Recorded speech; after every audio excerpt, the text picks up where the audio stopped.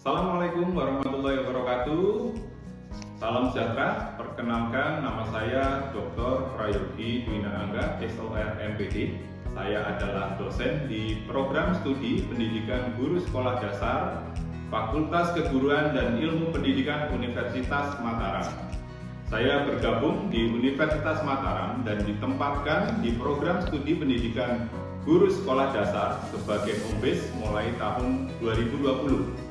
Pada kesempatan ini, saya akan membuat video pernyataan data diri dosen untuk unjuk kerja Tridharma Perguruan Tinggi dalam bidang pengajaran atau PDD UKT/PT sebagai salah satu aspek penilaian pada sertifikasi dosen.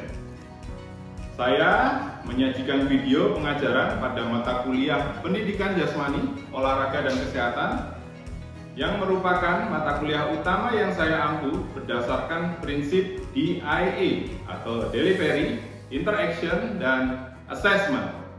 Mata kuliah PCOKSD dengan kode mata kuliah 411216 merupakan mata kuliah wajib yang berbobot 3 SKS yang diajarkan pada semester 1. Mata kuliah ini dirancang untuk membekali mahasiswa dengan pengalaman belajar teoritis dan praktis dalam merancang, mengembangkan, serta mengimplementasikan program pembelajaran PJOK yang sesuai dengan karakteristik anak usia sekolah dasar. Fokus utamanya adalah pengembangan nilai-nilai kesehatan, kebugaran jasmani, dan gaya hidup aktif sepanjang hayat. Tujuan utama mata kuliah ini adalah membentuk calon pendidik yang tidak hanya menguasai materi, tetapi juga mampu menginspirasi siswa untuk hidup aktif dan sehat. Melalui kombinasi teori dan praktik, diharapkan mahasiswa memiliki kapasitas sebagai agen perubahan di bidang pendidikan jasmani tingkat sekolah dasar. Adapun capaian pembelajaran lulusan yang dibebankan pada mata kuliah ini meliputi CPL 2, yaitu menunjukkan sikap bertanggung jawab dan menginternalisasi semangat kemandirian, kejuangan, serta kewirausahaan atas pekerjaan di bidang keahliannya. Berikutnya CPL 6, menguasai teori, konsep, dan prinsip pendidikan pembelajaran di sekolah dasar. CPL 7, menguasai konsep dasar dan pembelajaran dalam bidang studi Bahasa Indonesia, Matematika, IPA, IPS, PKN, SBDP, dan PJOK di sekolah dasar. Dan yang terakhir adalah CPL 10, yaitu mampu menerapkan konsep dasar dan pembelajaran dalam bidang studi Bahasa Indonesia, Matematika, IPA, IPS, PKN, SBDP, dan PJOK di sekolah dasar. Adapun capaian pembelajaran pada mata kuliah PJOKSD atau JPMK-nya adalah mahasiswa diharapkan mampu memahami dan terampil dalam mengembangkan serta mengaplikasikan program pembelajaran PJOK di sekolah dasar, menciptakan pengalaman belajar yang menyenangkan, menyehatkan, dan bermakna bagi siswa. Sub JPMK-nya terdiri dari 5 kemampuan utama. Pertama adalah menguasai asas falsafah pendidikan jasmani. Yang kedua adalah analisis dan merancang program kebugaran jasmani, mengembangkan pembelajaran gerak dasar, mampu mempraktikkan berbagai bentuk permainan dan olahraga, serta merancang program edukasi kesehatan untuk anak usia sekolah dasar. Metode perkuliahan pada mata kuliah Pendidikan Jasmani, Olahraga dan Kesehatan yaitu menggabungkan pendekatan teori dan praktik dengan menggunakan ceramah interaktif, diskusi kelompok, studi kasus, praktik lapangan, hingga project based learning. Adapun rencana mata kuliah yang disampaikan pada Pendidikan Jasmani, Olahraga dan Kesehatan Sekolah Dasar, materinya dibagi dalam 16 minggu, terdiri dari asas falsafah dan urgensi PJOK. Kemudian ada materi mengenai kebugaran jasmani dan praktek tes kebugaran jasmani menggunakan tes kebugaran jasmani Indonesia untuk anak sekolah dasar. Kemudian ada gerak dasar dan penerapannya dalam pembelajaran. Kemudian praktik permainan bola besar, bola kecil, serta permainan dengan dan tanpa alat, serta pendidikan kesehatan dan promosi hidup sehat.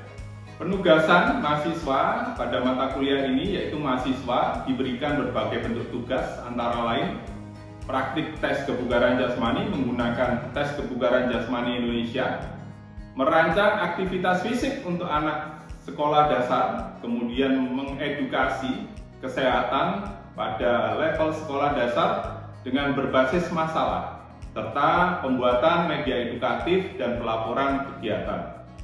Adapun sistem penilaian akhir secara umum dapat dijabarkan sebagai berikut, yaitu 20% melalui sikap dan partisipasi, kemudian 30% pengetahuan atau kognitif melalui ujian dan kuis, dan 50% keterampilan atau psikomotorik melalui praktek, proyek, dan presentasi. Secara detail penilaiannya terbagi menjadi beberapa aspek seperti yang tercantum pada SIA, yaitu UAS sebesar 20%, UTS 10%, partisipatif 10%, proyek 30%, kuis 10%, serta tugas 20%. Berikutnya, saya akan menyajikan video pembelajaran tatap muka di kelas pada salah satu pertemuan untuk mata kuliah PJUKSD pada materi kebugaran jasmani. Baik, bismillahirrahmanirrahim. Assalamualaikum warahmatullahi wabarakatuh.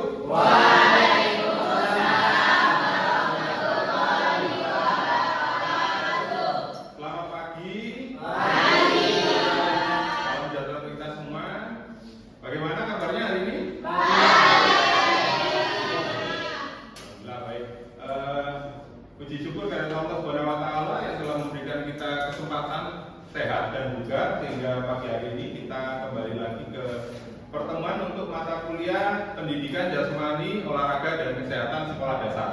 Ya. Hari ini merupakan pertemuan ketiga kita, ya, yang sebelumnya kita membahas asas falsafah pendidikan jasmani, dan hari ini kita berganti topik baru terkait dengan kebugaran jasmani. Nanti kita akan banyak berdiskusi terkait dengan kebugaran jasmani. Ya. Oke, sebelum kita mulai, silakan teman-teman presensi dulu di SIA-nya sudah saya buka. Silakan presensi dulu melalui akun masing-masing. Oke, sudah ya? Sudah semua ya? Jangan sampai terlewat. Ya. Mudah-mudahan masuk semua ya. Ini ada 22 mahasiswa sesuai dengan daftar hadir kita, ada 22 mahasiswa juga. Oke, baik. Sebelum kita mulai, ya, kita berdoa terlebih dahulu. Mudah-mudahan kita diberikan kelancaran dan kemudahan berpikir serta kebermanfaatan dari perkuliahan yang kita adakan pada pagi hari ini. Berdoa menurut agama dan kepercayaan masing-masing. Silakan.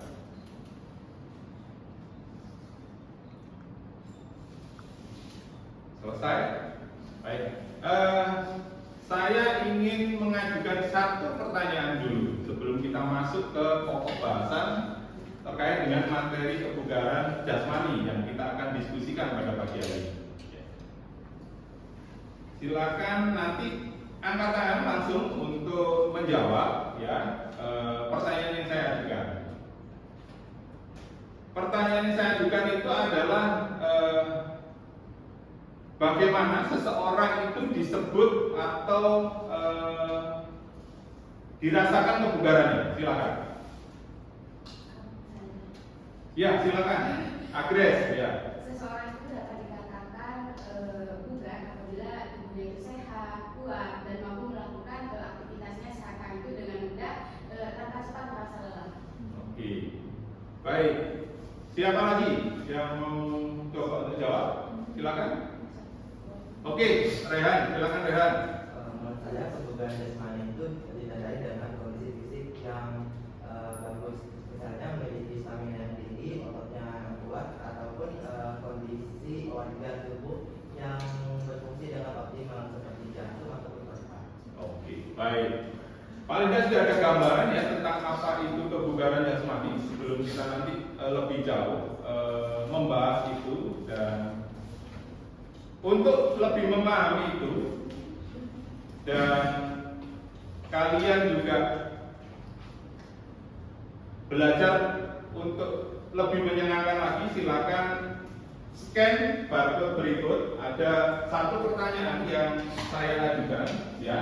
Kemudian kalian silakan menjawab terkait dengan pertanyaan yang saya ajukan ini, yaitu sebutkan satu kata yang muncul di benakmu ya saat mendengar kebugaran jasmani. Silakan diketik. Ada nanti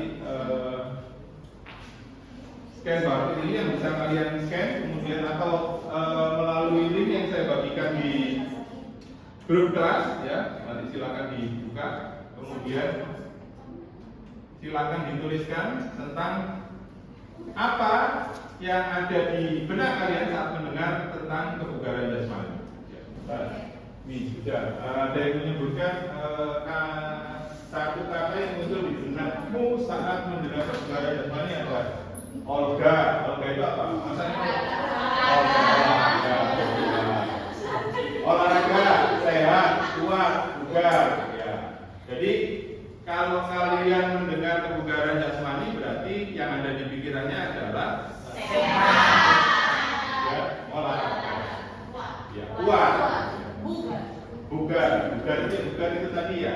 Karena yang kita tanyakan adalah kebugaran jasmani. Baik, untuk pertemuan kali ini target pada topik yang kita akan bicarakan itu adalah menjelaskan mengenai pengertian kebugaran jasmani, kemudian menyebutkan dan menjelaskan komponen-komponen kebugaran jasmani.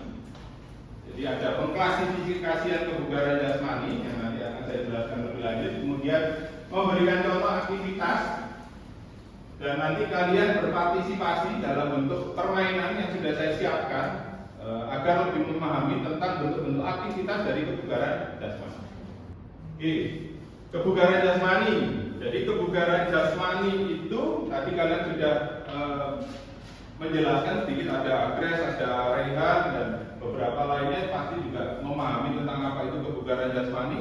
Jadi menurut pengertian ya, kebugaran jasmani itu adalah kemampuan tubuh untuk melakukan penyesuaian terhadap pembebanan yang diberikan dari luar terhadap fisiknya.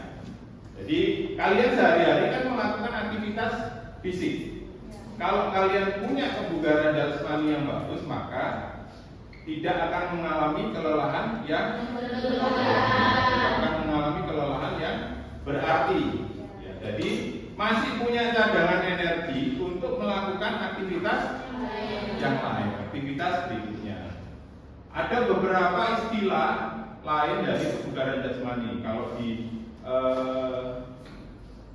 tentara itu biasanya sebutnya kesamaptaan. Jadi ada tes kesamaptaan. Saya pernah dengar itu ya? Mungkin ada yang pernah dengar, ada yang enggak gitu ya. Ada juga yang menyebutkan kesegaran, bukan kebugaran.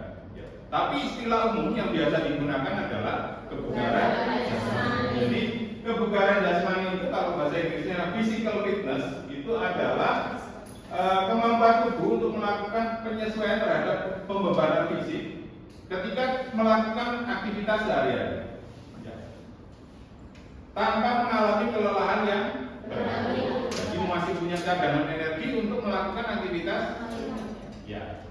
Kemudian pengklasifikasian kebugaran jasmani itu ada dua menurut para ahli ya.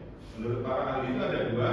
Jadi klasifikasi kebugaran jasmani itu ada kebugaran jasmani yang berhubungan dengan kesehatan, ya. Ada juga kebugaran jasmani yang berhubungan dengan keterampilan. Kalau menurut kalian untuk anak sekolah dasar, paling tidak itu komponen-komponen apa saja yang harus dimiliki untuk kebugaran jasmani dasar untuk anak sekolah dasar? Kira-kira yang berhubungan dengan kesehatan atau berhubungan dengan keterampilan? Kesehatan. Kalau kesehatan itu komponennya adalah daya tahan kardiorespiratori, kemudian ada kekuatan dan daya tahan otot, ada kelenturan atau flexibility, dan ada juga body mass index atau indeks massa tubuh. Ya. Kemudian kalau keterampilan ini yang biasanya kalau jadi seorang atlet itu paling tidak harus punya komponen yang berhubungan dengan ini. Jadi ada kecepatan. Ya, kalau atlet itu kan harus punya kecepatan, kemudian ada kelincahan, ada koordinasi, ya, ada keseimbangan. ada kecepatan reaksi, karena kecepatan dengan kecepatan reaksi itu juga berbeda. Ya. Kemudian ada beberapa komponen lain seperti power. Power itu adalah gabungan antara kecepatan dan kekuatan. Ya, jadi banyak sekali komponen yang berhubungan dengan kebugaran jasmani. Tapi untuk anak sekolah dasar, karena kita fokusnya pada pendidikan jasmani, olahraga, kesehatan sekolah dasar, paling tidak kalian harus memahami tentang kebugaran jasmani yang berhubungan dengan kesehatan atau health related fitness. Ya.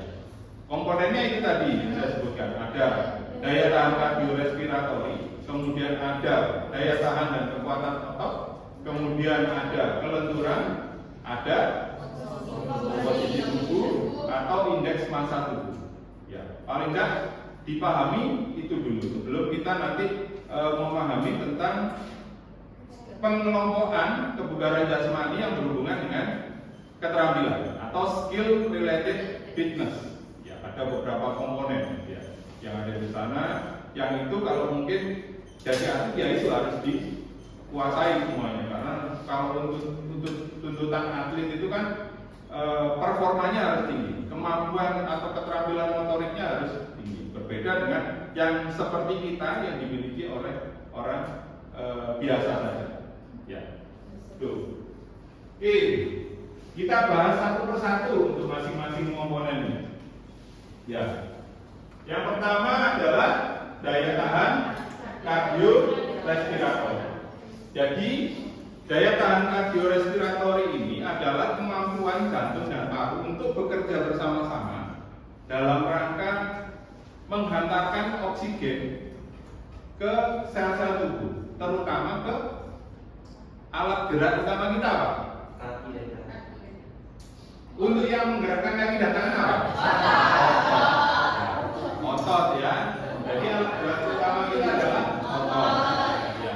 Kalau alat gerak pasif apa?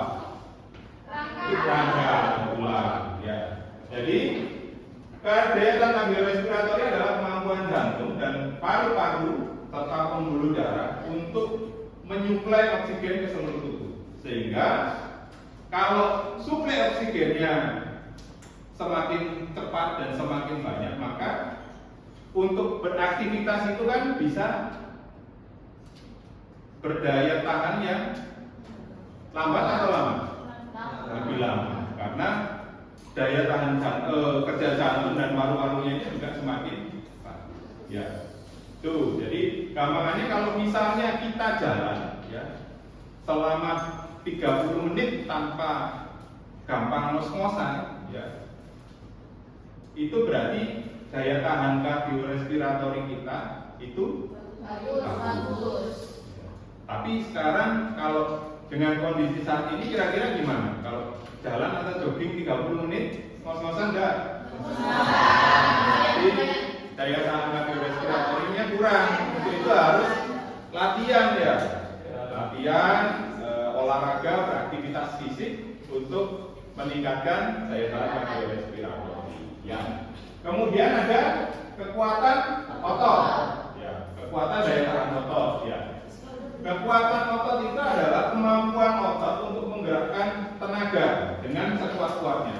Bisa mengangkat, bisa mendorong dengan satu tempo waktu sekuat-kuatnya.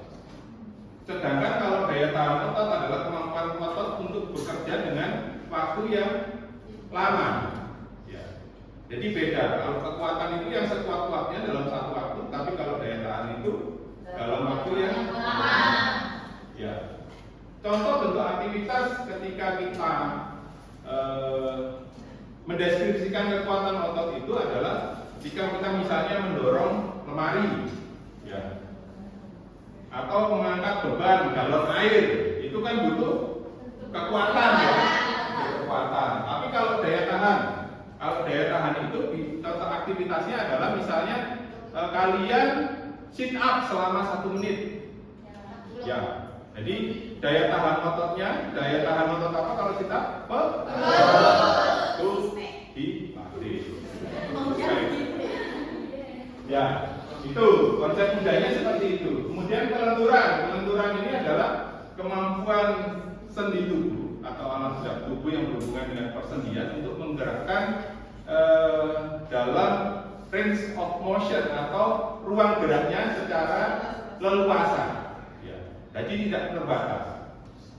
Ya, bentuk kegiatannya seperti apa? Ketika kalian melakukan peregangan, ya, melakukan peregangan seperti ini, kemudian badannya didorong ke depan, ya, atau kakinya ditekuk ke belakang, itu sebelum melakukan pemanasan, itu kan termasuk bentuk aktivitas untuk kelenturan. Ya. Kemudian ada body mass index atau komposisi tubuh.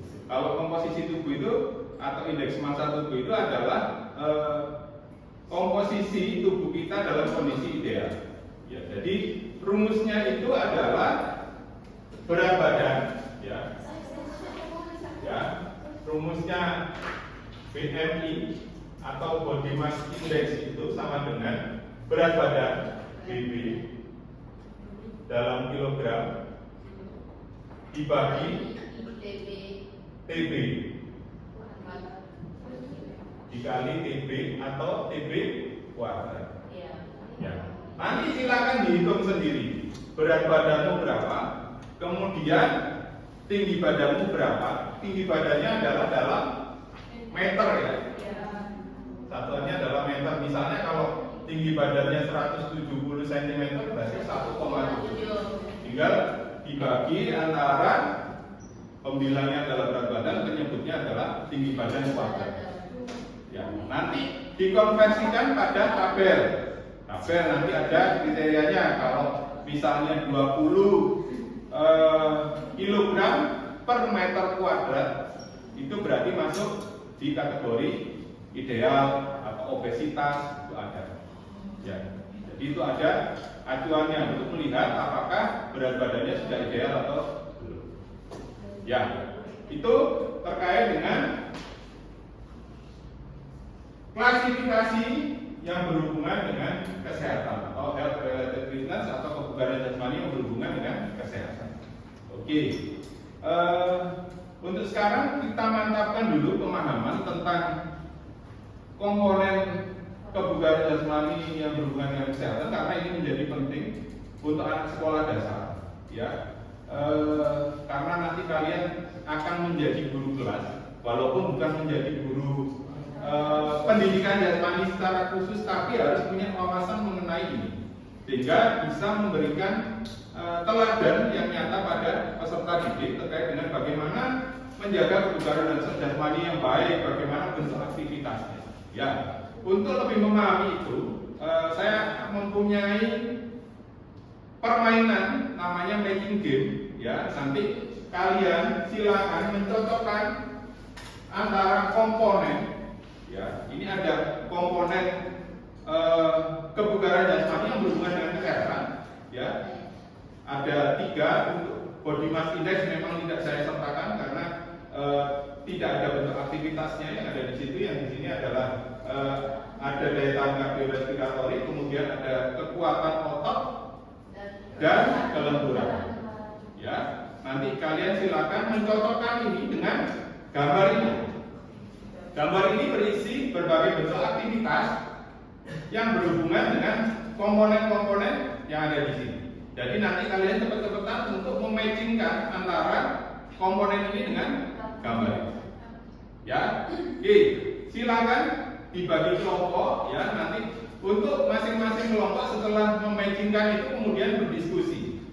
Ya, berdiskusi tentang berbagai bentuk komponen dan aktivitasnya, dan kemudian nanti setelah itu kalian mempresentasikan hasil diskusinya. Ya, baik, silakan berkelompok sesuai dengan kelompok yang biasa dibuat di kelas ini untuk bekerja cepat-cepatan nih untuk memainkan antara gambar dan. Oke, ini kelompok 3. Iya. Kemudian ini kelompok 2. Nah, ini kelompok 1. Oke. Masing-masing kelompok untuk memaparkan hasil diskusinya dan menunjukkan pengelompokan bentuk aktivitas berdasarkan komponen-komponen kebugaran jasmani yang berhubungan dengan kesehatan.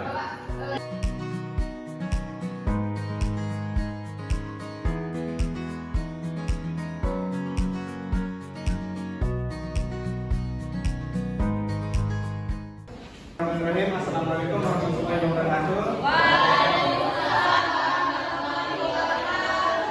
Jadi di sini kami kelompok 1 akan memaparkan hasil diskusi mengenai matching game yang diberikan oleh Bapak dosen, yaitu yang pertama yaitu di sini mengenai daya tahan.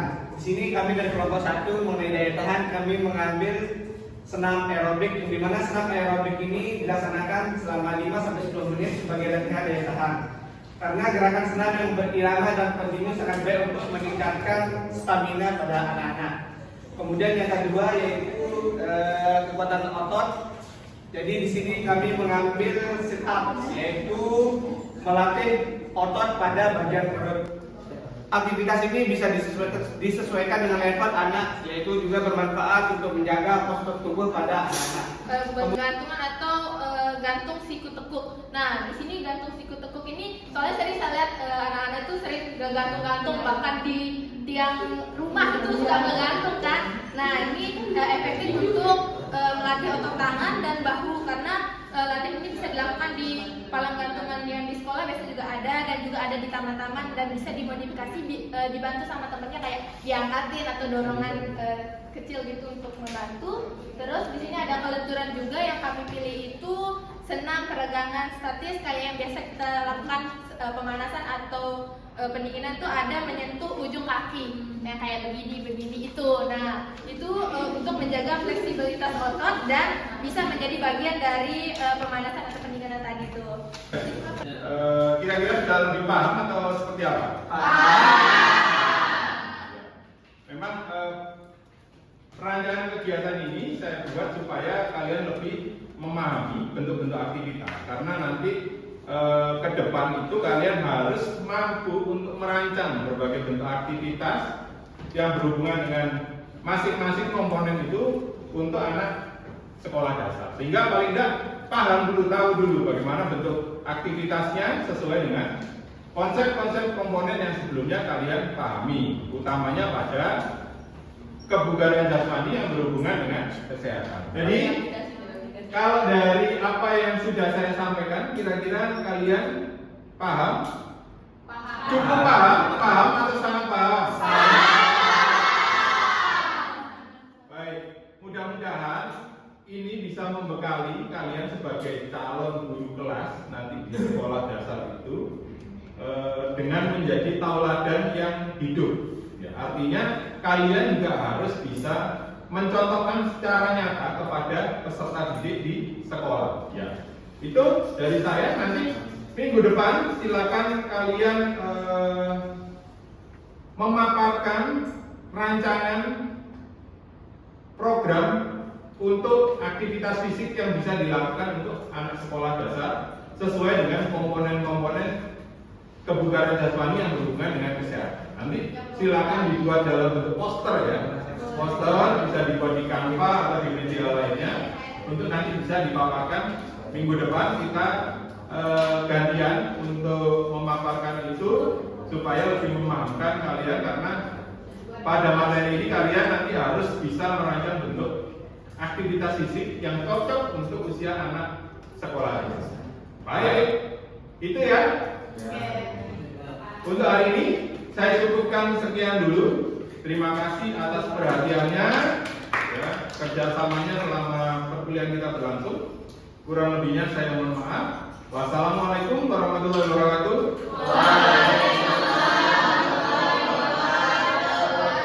Selamat pagi. Salam sejahtera untuk kita semua. Salam buka, salam sehat selalu. Demikian pernyataan data diri dosen dalam unjuk kerja Tridharma Perguruan Tinggi dalam bidang pengajaran atau PDD UKTPT sebagai salah satu aspek penilaian pada sertifikasi dosen. Terima kasih. Wassalamualaikum warahmatullahi wabarakatuh.